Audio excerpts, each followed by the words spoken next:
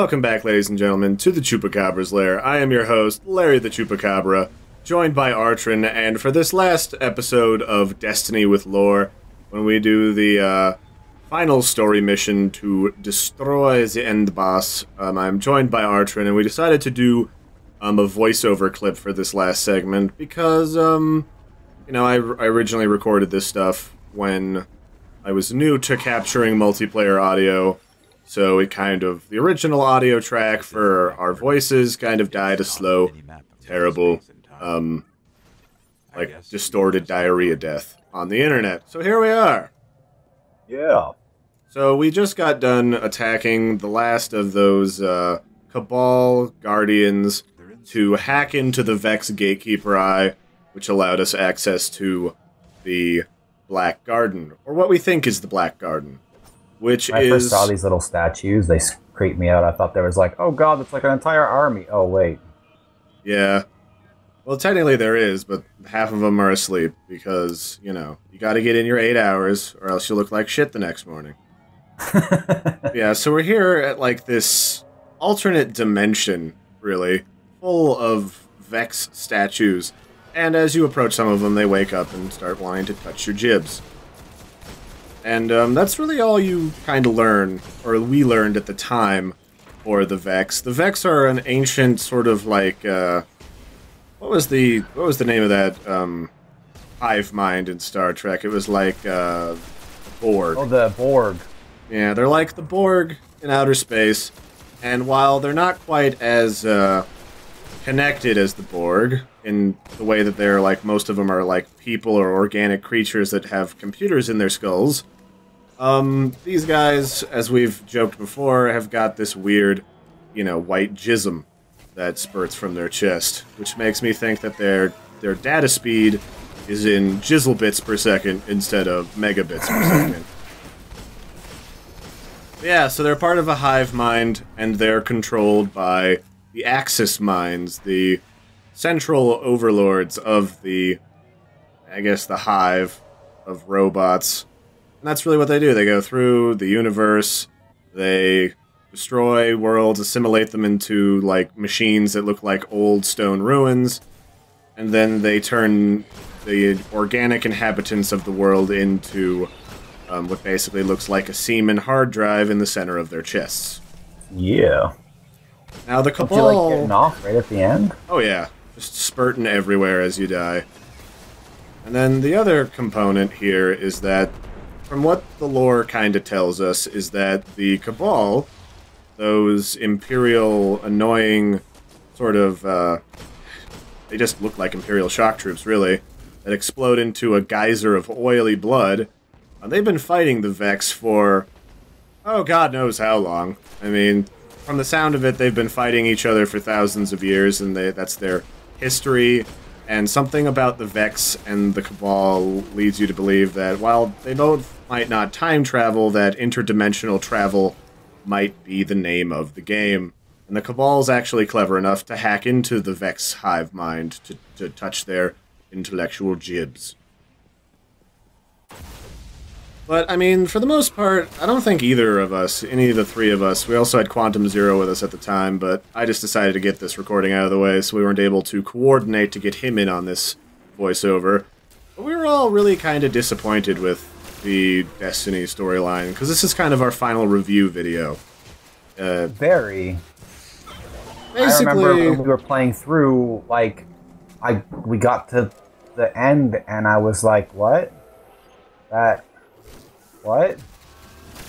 So basically what the story feels like right now is somewhere along the line, Bungie stopped caring about the story, put in a very basic cookie-cutter kind of like archetypal like backstory behind all of the creatures and characters, and they all just feel like miniaturized versions of the Covenant from Halo. You know, every single species has got like a little piddly pea shooter that's always shooting at you. They've always got, like, a middle-of-the-road automaton that can snipe at you. The Vex have got those weird hobgoblins. And then they've got, like, those kind of sergeant types, which are the centaurs, which they're not really super deadly on their own, but left to their own devices, they could one-shot you randomly, and they're just kind of annoying. Yeah, once you have to, like, essentially fight 10 goblins and 1 centaur, it's not the funnest. Yeah, so I mean, each one, you know, the Fallen have all got their own versions of that. The Hive have got their own versions of that. And we were originally going to go back and do some of the strikes on camera, beyond the fact that we did them during the beta, but we decided not to, because every strike is essentially the same thing. It's not that they challenge you with puzzles or with unique monsters that behave in specific ways that require deft coordination. And here you can see a really cool picture of the inside of the Black Garden. It's like this weird interdimensional maze that's like a planet that's been ripped inside out, so that, like, the livable sphere or atmosphere is at the core, kind of like a Journey to the Center of the Earth situation. Then, yeah, it's pretty beautiful to see. I remember him talking about he was trying to get down there so he could see if he could jump down and go through the Black Garden. Yeah, it looks really sweet. And one of the few things that Bungie does have going for them is everything's really pretty. You know, the gunplay mechanics, while kind of generic, do float nicely, and there's something about using your butt farts in the different classes to fly and float around that's kind of satisfying when you're maneuvering. Something I liked since we played Firefall. But no, yeah. So the main issue with this is, like, the story just feels so disjointed, and the challenges in the strikes are pretty much non-existent, because Bungie's idea of making the strikes challenging was, you know, do we make a cool new boss mechanic and a unique monster that only exists in this dungeon? Nope, just give it 50 times more health than it would normally have, make it really big, and that'll be a challenge that everyone will appreciate for 5 seconds and then hate us. And it kind of, just reading stories online about the whole background and story of Destiny, I'm not sure if they're just rumors or what, but apparently they had a great back history for the entire game, and then they scrapped it and put it all into the Grimoire. Yeah, so here's this. We talked about this earlier in the series, I think. Yeah. Originally, Destiny had an alternate storyline that got leaked by one of the original alpha testers, which was, you're told that the Guardian, you know, the gigantic traveler in the sky that floats above the only remaining human city, is your ancient savior from the Golden Age, and then you're a Guardian with its powers sent to bring it back and to protect you against the darkness. In the original storyline, after you go off of Earth, you would, instead of going to the moon, you'd go immediately to Venus, and then you get kidnapped by that weird ghost lady, and you would learn that the original villain of the game was actually the Traveler himself, or itself, and it was what was there to steal the technology of the Golden Age with all of its little darkness fallen pals, and they're just like interstellar scavengers that are a-holes that just steal other, like, cultures' technology, and if the culture survives, enslaves it.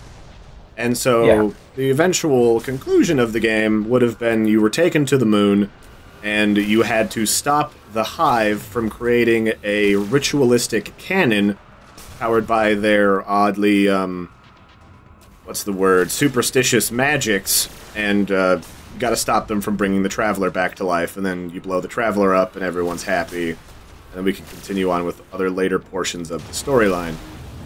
But, all of the, like, the embedded backstory, all of the characters that used to have unique lines that would send you on missions and stuff, it was all scrapped in favor of just shoving it all online, because that's what I want when I want to play a game. I don't want a nice, catered experience that's very, maybe not linear, but, very well catered and given to me. Now, what I like to do is I like to have not just an open world, but I like to have to scrounge around online just to get the damn lore that I should have had in the first place. And I could only then get it if somebody's taken the time to write it down on the wiki, like where I read most of it, or you have to unlock different achievements just to read about what the hell these monsters are. Yeah, it made so little sense that they did it that way.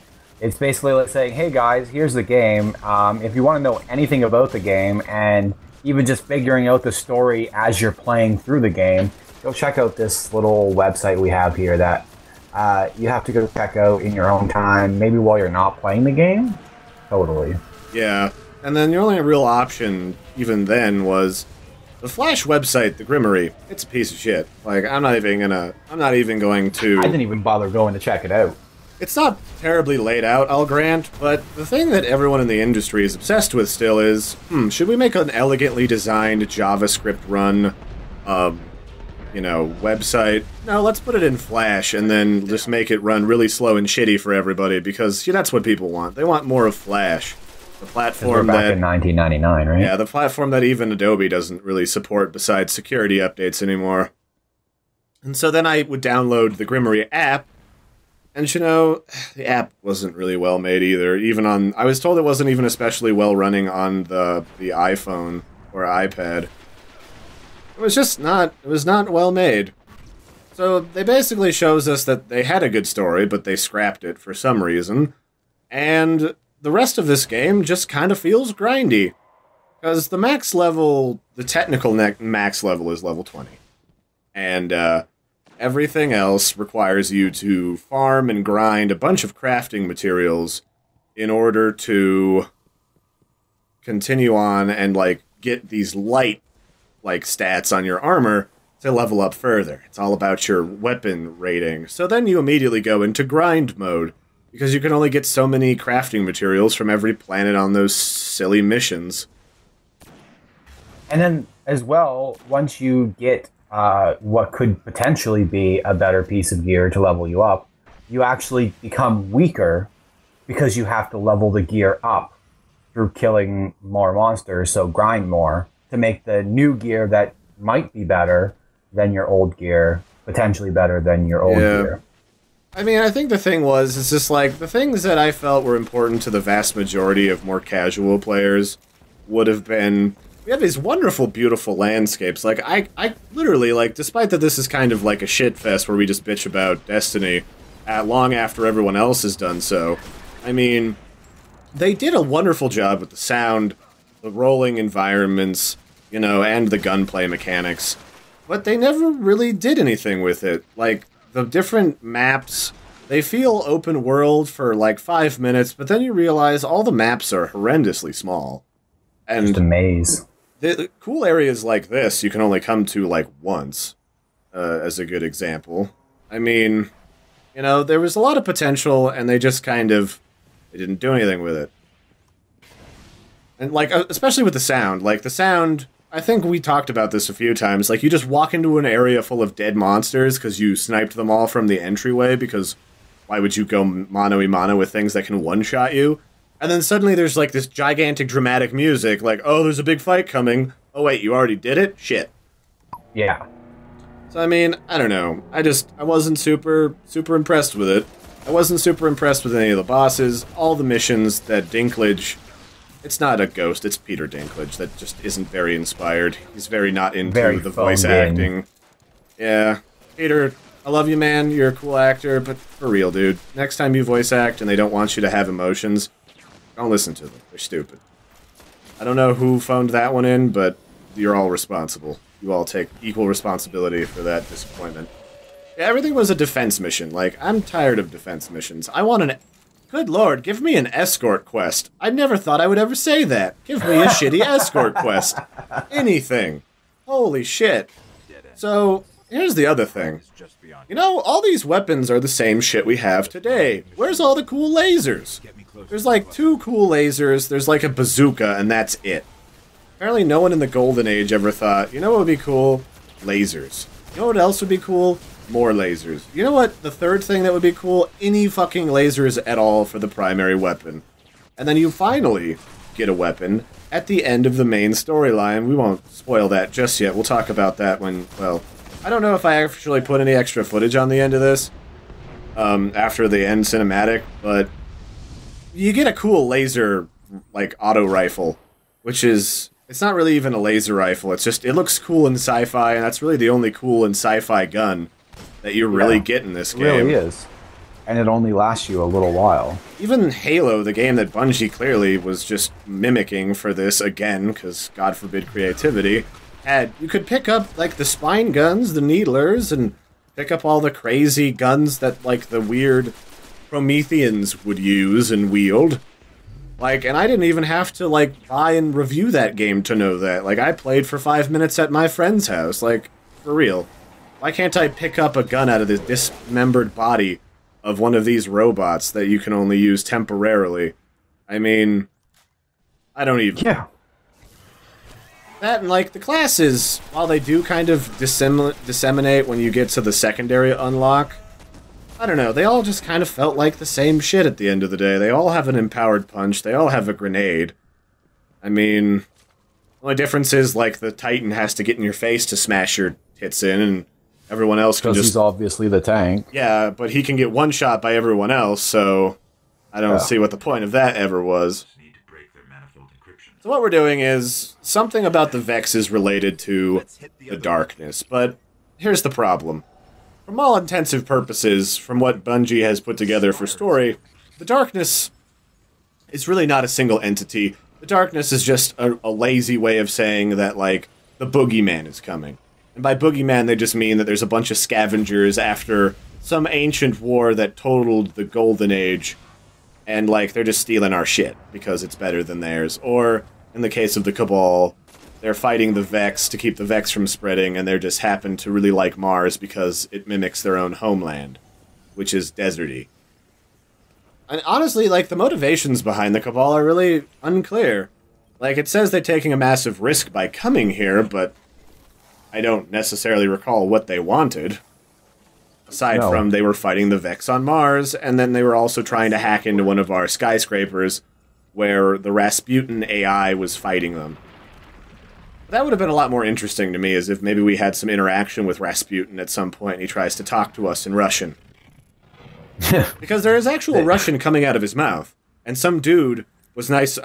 Some dude asked me what he was saying, and I looked it up, and some guy had translated it, and basically, much like Cortana in the last Halo game, like, he's going crazy and rampant in his thousands of years of existence in one of those old server racks in the Cosmodrome. See, that would have been nice to know while I was playing the game. Yeah, and I would have also liked to explore some forgotten wreckage in the frickin', you know, that cove where all the space elves live. They're not chosen, they're just fruity space elves because Destiny and Bungie didn't want to put in a real race like lizard people. Which I would have much preferred rather than space goths, to be honest with you. That's another massive cop-out. But we gotta make the emotional kids feel they're welcome in our FPS shooter. But the thing is, like, you don't even get to see the race outside of character creation. Like, unless you take all your gear off.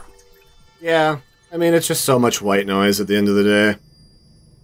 90% of people played the robots, the Exo. Oh, I did. Yeah, like, there was a statistic that, like, 60% of the players were playing that. Like, another bunch of people were playing humans, and then, like, the last one was, like, space goths. Well, it's because the humans was the default selection, right? So it's like, you just don't care, so Alright, so here we see the end boss. The undulating floating turd monster. Which you had no idea is the end boss until you beat it. Right. And so this is like some ancient power. It's like transdimensional or something, and it's worshipped by the Vex. And that's all you know. That's all you hear. The Vex hive mind has drawn a lot of power and knowledge from it or something, and they literally worship it as if they're organics. Which makes you question their original origins. But anyway, so the boss here are those 3 Gigundo statues. And, you know, you're probably thinking, if you actually watched our series, you may not have. But if you go back, there's a Gate Lord fight, and that's just this fight. You just fight the same boring fight 3 times in a row, and that's the ultra super cool end of the main storyline boss that you fight. And that is super lame. It is the most boring thing I have ever seen in the history of ever. And honestly, from what people were telling me, is if you were actually the appropriate level for this, it was a complete pushover too.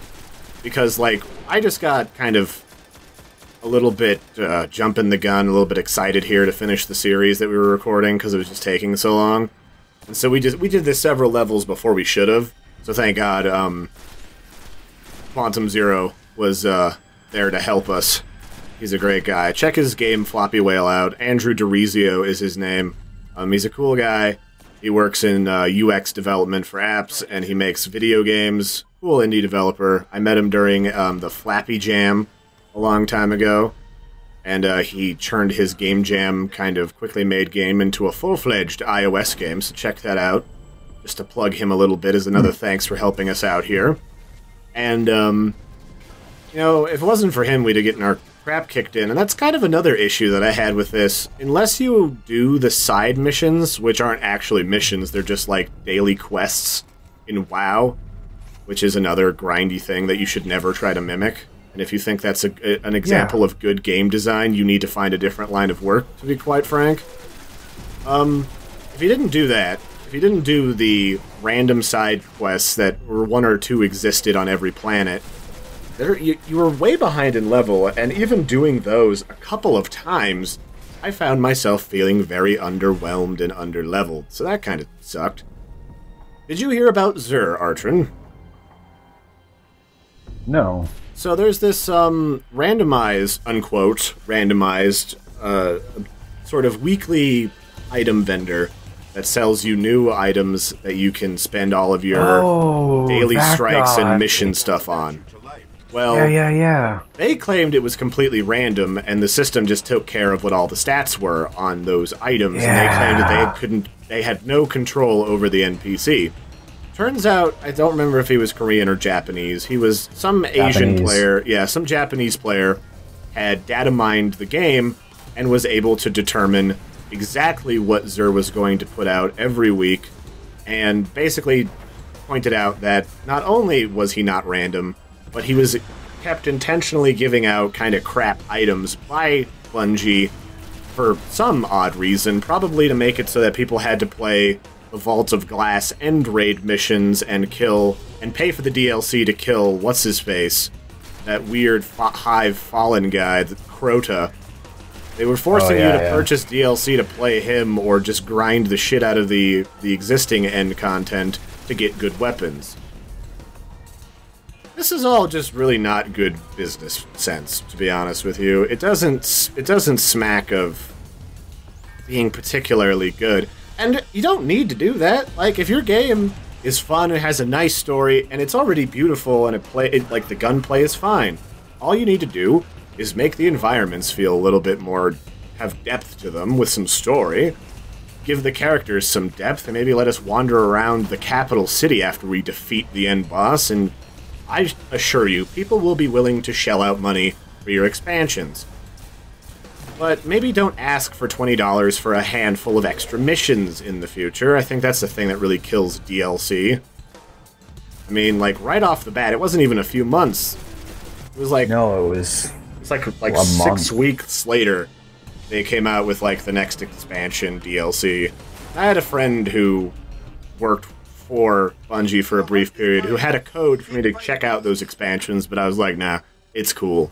Just, like, sell that or something if you want. I don't have any desire to boot my PS4 back up and turn this game on.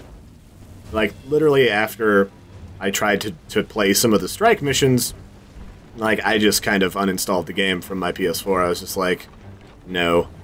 And that's the thing, like, one of the missions on Mars, you got to fight, like, these little piddly flare guys. It literally takes, like, 15-20 minutes just to shoot the shit out of one of them if you're missing a person because they got sick of the mission. And it doesn't seem to want to pair you with extra people. Like, people see a raid or a instance in progress and they just bail. But yeah, so as you see in the background here, like, these characters, they're just the same sort of Gate Lord over and over again. None of them have crazy tentacles. They just spawn ads that murder you if you're underleveled. And that's all they do. Like I was. Yeah, and me. We were both just running out of ammo at the end there. Yeah. So, I don't really know what this game was built for. I'm tempted to say it was built for, like, hardcore first-person shooter players, but a lot of them have already quit. Like, they quit around the same time we did. They got into PvP. They saw that the only people who were able to be, like, of the upper echelons were people who just lucked out and got a good drop from one of the events. And they quit. They were just like, nah, it's cool. We're good. I mean, I don't know. It was... Remember the loot controversy and the loot tunnel? Remember that? Oh, the loot cave? Yeah. So one of the biggest issues that we had coming out of the beta was suddenly there was no loot to be had. You know, one of the things that made Borderlands such a beautiful game when it had probably about as much content as this game did was the hills were alive with the sound of loot dropping from the heavens. Explosion! Yeah, and like there was a bajillion kinds of guns, like really nice, crazy, deadly guns were a dime a dozen. It was a lot of fun because you got to play with loopy effects and you got to play with crazy, like special combinations of perks and passive magic-kajism. But in this game, like, we got out of the beta where there was blues and greens dropping like crazy, and suddenly, not even the mission rewards are giving us anything but a shitty green. Yeah, I remember when, during the beta, I was, like, the max level was 7. And I was getting blues for level 10, and I was like, oh man, I can't wait to, you know, pick this game up, and then I'll be level 7 and I'll have all this gear I'm looking forward to getting as I'm playing through the game because so much drops. And then you're looking at using the same 2 weapons for like 3/4 of the game because you find like one good one from a quest and then you find nothing better than it. Yeah, so, I mean, suddenly after the controversy about players just literally sitting inside the starter area, the first few missions, and going to this obscure cave and sitting in front of it for hours on end, shooting respawning monsters just to get any good drops at all. You know, that negative press finally made Bungie get rid of those caves, made them not respawn that way, because they all did. And then they said, oh, suddenly there's loot everywhere. That's really not cool. I don't care what particular expletive you want to use to describe that. That's disrespectful to players, that's disrespectful to the people who paid for this game, and quite frankly, I'm glad I got this on a pre-order sale and I didn't give them full price. I think the biggest problem with the loot was that you got like a blue or legendary or exotic Ingram, the unidentified stuff. You brought it to the identifying guy, and then you got a lower grade than it was. Yeah, if you didn't constantly take your unidentified shit to the unidentified shit man and leveled his skill up, he's like 200 years old. I don't know why I'm leveling his skill up. Like, unless you level that up all the time, he can give you consistently, like, complete garbage from this legendary magical goodness. And that was some flat-out bullshit. So, I mean, there was a lot of good about this game, and I was excited. I was hoping for a game with a lot of responsive missions, something out of Guild Wars, but we didn't really get that. And so after we've defeated the hive minds of the Vex, the magical turd monster that's supposed to represent the core ideology of the darkness explodes. And there's confetti. Yes, there is, like, legit, straight-up confetti. The game's over. Yep, there's really nothing left to do now. Congratulations, you win. So basically now we return to the capital city, and oh, the Traveler has awoken. You know what I would do if I was the Traveler? My body would split open, and my jismy heart would come out, and I would, like, shake your hand with my aortic valve of robotness, and I would say, thank you. That shit sucked. I was getting tentacled from another dimension in my beehole. Thanks, man. Nope, the same boring guy, I forget who voiced him, is just like, I speak for the Traveler. Doesn't the Traveler have a legit voice now that it's awake? So, like, oh, it's awake and the dark times are over. So now the primary thing that, like, KO'd the Traveler's gone. Oh, look, we only got greens for killing the end boss. Boy, that looks familiar. And that Our friend didn't even get anything. Quantum Zero, he get nothing. Yeah, he came through and helped us back in the past, and he didn't get diddly squat. But yeah, so we finally get a good gun after the exit sequence. Is if you like auto rifles, I don't, so I just chucked it pretty much immediately. I didn't chuck it, but I didn't use it as my primary weapon. And then they thank us for saving the world, but we don't get a parade or anything. We only stopped the thing about to eradicate our species. But we just get a pat on the back. Nice job, champ. Make sure to be here on Monday or you're fired. And that's it. Yeah. So, what is our final review for Destiny? Let's do it out of 10. I think it's got good graphics, it's got nice sound, it's got good gunplay mechanics. I'd say at best I'd give it a 3 or a 4. Like, if I was to review each individual part, the sound, I would give it an 8 or 9 out of 10. Martin O'Donnell is one of my favorite composers, and I have every one of his soundtracks, and I love it. Sound, 8 or 9. Graphics, even on the PS4, on my 720p TV screen, it looked fantastic. It ran well. There was very little frame rate drop. I'd say probably a 7. Yeah. Story, like a 3. Gameplay, average, 6. Final score would probably be a 5. Yeah, I mean that's the best as I would give it, because like honestly, had I paid full price for this game, had I not gotten it on a pre-order sale, this would have been a game that I would have pre-ordered through Amazon. I would have made sure I would have gotten it in a version that I could have returned, because I was disappointed. They basically just said, remember all that stuff we wanted to give you, like those dynamic cool events and stuff? Well, I saw like a handful of those cool events while leveling, and I had to hunt down a few of the other ones. But like, the dynamic events were so few and far between as to not even be mentionable when I was playing it. I don't know if I just got super unlucky, but I ran into 2 of them when I was intentionally looking for them out of the hours and hours we played of this game. We're going to go over the amount of time that we pre-recorded for this, and I'll just tack on, I got the Devil's Den sitting there. But like, I don't know. I just wasn't super impressed by the game. And once you were done with the main storyline, there wasn't really a lot of side questing. It was go do the strikes, and then go do the side missions you may have missed, and then go constantly grind out the same content over and over again. And then they were supposed to give us a bunch of free random events for like public events, but the only cool ones happened right after the game came out, which all of them were such high level, like unless you ground out to the highest level in the game right out the starting gate, you didn't see any of it. Yeah. And even those special events that you would come across, like on the moon, there was like defend this like fallen satellite. It was impossible to do by yourself. Yeah, like, well, and it was just more defense missions, or shoot this really ridiculously like high level monster. Does it do anything cool? Is it a cool one-time only event monster? No, it's just the same thing. I don't know. I just, from top to bottom, I just feel super overwhelmed. So, for 3 to 5 out of 10, I'd say 4 at max on my end. So, should you buy Destiny now that it's kind of past its heyday? Oh, probably not.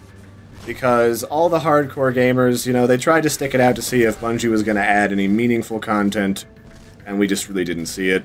We just saw more of the same. When you paid $20 for a new expansion, you got like 3 extra missions and maybe an extra boss. That's not worth $20 to me. It's not. I should get a whole nother planet. I should get dozens of extra missions. I should get like these cool sci-fi weapons. That's maybe worth $5 to me, that expansion. All of those. $5 a piece at max. So, that's it. Hope you guys enjoyed the Destiny with Lore series, guys. We tried to explore, we tried to pull out all of the details of storyline that we really couldn't find otherwise in the game itself. And this is our final review piece. So, if you liked this, if you want to see more, like and subscribe, leave your comments about your reviews and thoughts about Destiny. I don't even know if a lot of people are going to watch this video. It's come out so late after the fact, because this was one of my first multiplayer recordings, and it kind of got iffy on the sound side, but I'm better now. So, till next time, I've been Larry, this has been Artrin, Thanks for joining us, and in the future we're going to probably do some Elite Dangerous, space trucking and shooting people in the face as space bandits. Yeah. Bye, everyone! Peace.